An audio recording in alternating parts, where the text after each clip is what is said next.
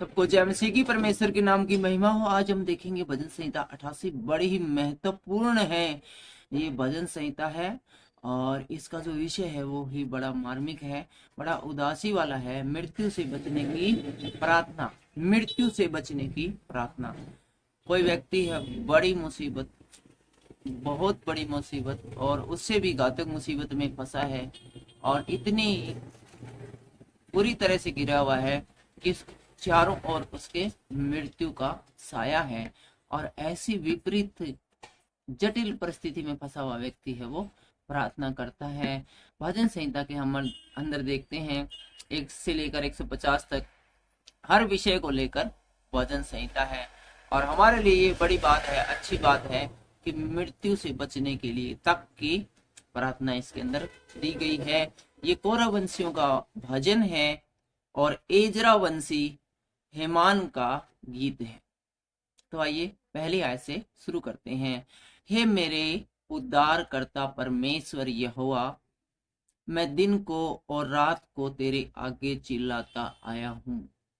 मैं दिन को और रात को तेरे आगे चिल्लाता आया हूँ। किसके आगे? मेरे उद्धार करता परमेश्वर तेरे आगे चिल्लाता हूँ।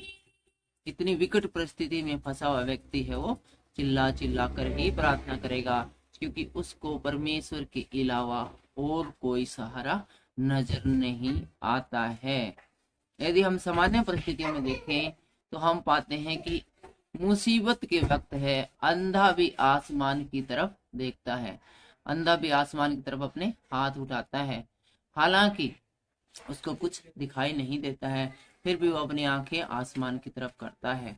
तो ये तो एक जिंदा व्यक्ति है जो कि भारी प्रॉब्लम है, वो परमेश्वर से चिल्ला चिल्ला कर प्रार्थना कर रहा है। मेरी प्रार्थना तुझ तक पहुंचे। बहुत जरूरी है कि मेरी प्रार्थना पहुंचे, क्योंकि मेरी प्रार्थना यदि तुझ तक नहीं पहुंची तो मेरे प्राणों की हानि है वो यकीनन हो जानी है।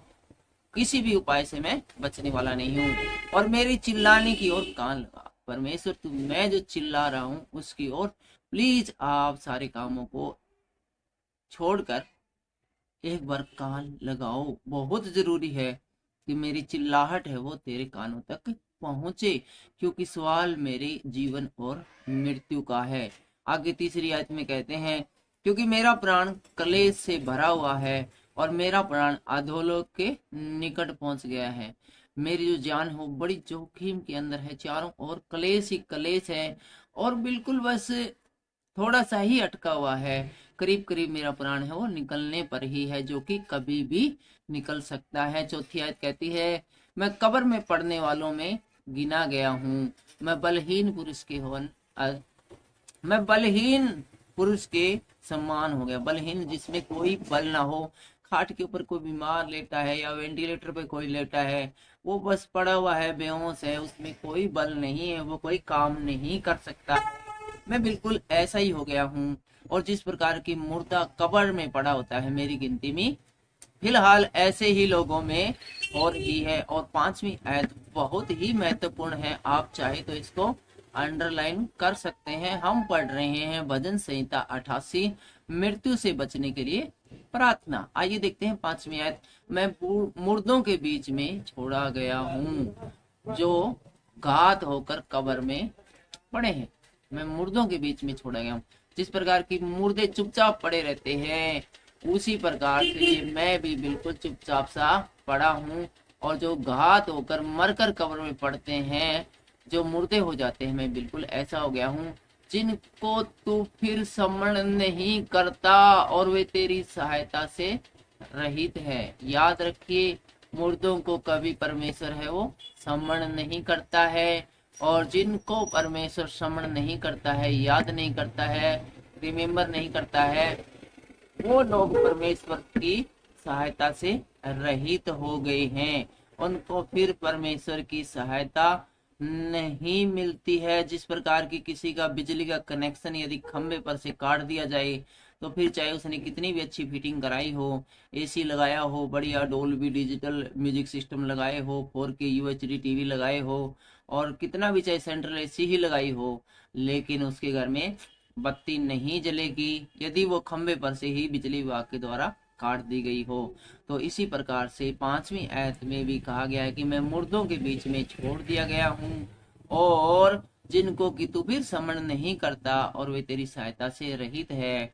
और 6ठी आयत कहती है, तूने मुझे गड्ढे के तल में ही अंधेरे और गहरे स्थान में रखा है। इस समय मेरी हालत बड़ी दयनीय है और आपके क्रोध के कारण मैं बहुत बड़ी मुसीबत में, दलदल में जैसे फंसा होता है, और अंधेरे में और गहरे अंधेरे में जो फंसा होता है, गहरे स्थानों में, उनमें फंसे हुए के समान होता हूँ। कोई व्यक्ति गहरे स्थानों में फंसा हो, उजाड़ भूमि हो, वो कितना ही चिल्लाता रहे, कौन उसकी सुनेगा।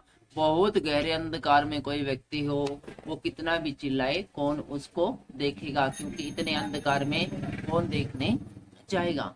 और 7वीं आयत हमें बताती है, तेरी जलजलाहट मुझ पर बनी हुई है और तूने अपने सब तरंगों से मुझे दुख दिया है। तूने मेरे पहचान वालों को मुझसे दूर किया है और मुझको उनकी दृष्टि में घिनौना किया है। मैं बंदी हो और निकल नहीं सकता है। जितने भी मेरे जान पहचान के मेरे मित्र, मेरे भाई, मेरे माँ बाप जो भी थे, उन सब से मैं बहुत दूर हो गया हूँ। मैं बंदी बना लिया गया हूँ और मेरे लोगों की दृष्टि में मैं बहुत ही घृणित हूँ, अपराधी हूँ, क्रिमिनल हूँ। 9वीं आयत कहती है, दुख भोगते भोगते मेरी आंखें धुंधली हो गई है। मेरा जो दुख है वो सहने से बाहर है। दिन रात दुख सहते सहते किसी एकांत स्थान में मेरी आंखें वो धुंधली हो गई है। हे यहोवा, मैं लगातार तुझे पुकारता और अपने हाथ तेरी ओर फैलाता आया हूँ। मैं लगातार कंटिन्यू तुझे पुकार रहा हूँ और अपने हाथ फैलाए हुए तुझे पुकार रहा हूँ। और इसका मतलब मुझे बहुत जल्दी से जल्दी हेल्प की जरूरत है, बहुत ज्यादा जरूरत है। और 10वीं आयत कहती है, क्या तू मुर्दों के लिए अद्भुत काम करेगा? क्या मरे लोग उठकर तेरा धन्यवाद करेंगे? मुर्दों के लिए परमेश्वर कभी भी कोई भी अद्भुत काम या काम नहीं करता है, और न ही मुर्दे हैं वो परमेश्वर का धन्यवाद करते हैं। मुर्दे परमेश्वर के लिए कुछ नहीं और परमेश्वर मुर्दों के लिए कुछ नहीं है। जब तक हम जिंदा हैं, परमेश्वर हमारे लिए सब कुछ है और हम परमेश्वर के बेटे बेटियां हैं। और 11वीं आयत कहती है, क्या कब्र में तेरी करुणा का और विनाश की दशा में तेरी सच्चाई का वर्णन किया जाएगा? क्या तेरे अद्भुत काम अंधकार में या तेरा धर्म विश्वास की दशा में जाना जाएगा? परंतु हे यहोवा, मैंने तेरी दुहाई दी है और भोर को मेरी प्रार्थना तुझ तक पहुंचेगी। लेकिन यहाँ पर कहता है कि मैंने तेरी दुहाई दी है। जो परमेश्वर की दुहाई दी है, दुहाई देना मतलब अपनी रिक्वेस्ट लेकर जाना, अपनी शिकायत है वो रजिस्टर कराना। जिस प्रकार की नॉर्मल लाइफ में हम देखते हैं कि कोई व्यक्ति पुलिस की दुहाई देता है, उसको दुहाई देना कब कहा जाएगा? जब वो FIR दर्ज करा देगा तो उसका मामला फिर वो पुलिस के पास रहता है। इसी प्रकार कोई परमेश्वर को पुकारता है तो वो परमेश्वर की दुहाई देता है, और इस प्रकार से हमारा जो मामला है वो परमेश्वर के पास पहुंच जाता है। 14वीं आयत में लिखा हुआ है, हे यहोवा, मुझको क्यों छोड़ता है? तो अपना मुख मुझसे क्यों छिपाए रहता है? मैं बचपन से ही दुखी वरन अधमुआ हूँ। तुझसे भय खाते मैं अति व्याकुल हो गया हूँ। तेरा क्रोध मुझ पर पड़ा है, उस भय से मैं मिट गया हूँ। वह दिन भर जल के समान मुझे घेर रहता है, वह दिन भर जल के समान मुझे घेर रहता है, वे मेरे चारों ओर दिखाई देता है। अंतिम लाइन कहती है, तूने मित्र और भाई बंधु दोनों को मुझसे दूर किया है और मेरी जान पहचान वाले को अंधकार में डाल दिया है। अर्थात मेरे जान पहचान वाले अब मेरे पास नहीं आते, वो मुझसे किसी प्रकार का कोई कनेक्शन नहीं रखते, मुझसे किसी प्रकार की हेल्प नहीं देते, और यहाँ तक कि उन्होंने तो मुझे पहचानने से भी इनकार कर दिया है। ये बिल्कुल ऐसा ही है कि आपको पुलिस पकड़ ले जाए और पुलिस वाले कहीं भी जमानत करानी है तो 1-2 गवाह ले आए, और गवाह बनने के लिए कोई भी तैयार नहीं हो।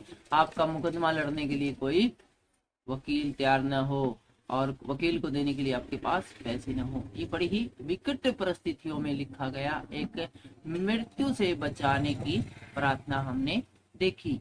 आज की इस प्रार्थना के द्वारा परमेश्वर आपको आशीषित करे। और फिलहाल आज के वीडियो में इतना ही। मिलते हैं अगले वीडियो में जिसका शीर्षक होगा राष्ट्रीय विपत्ति के समय स्तुति गान, और ये भजन संहिता 89 होगा। जय हिंद।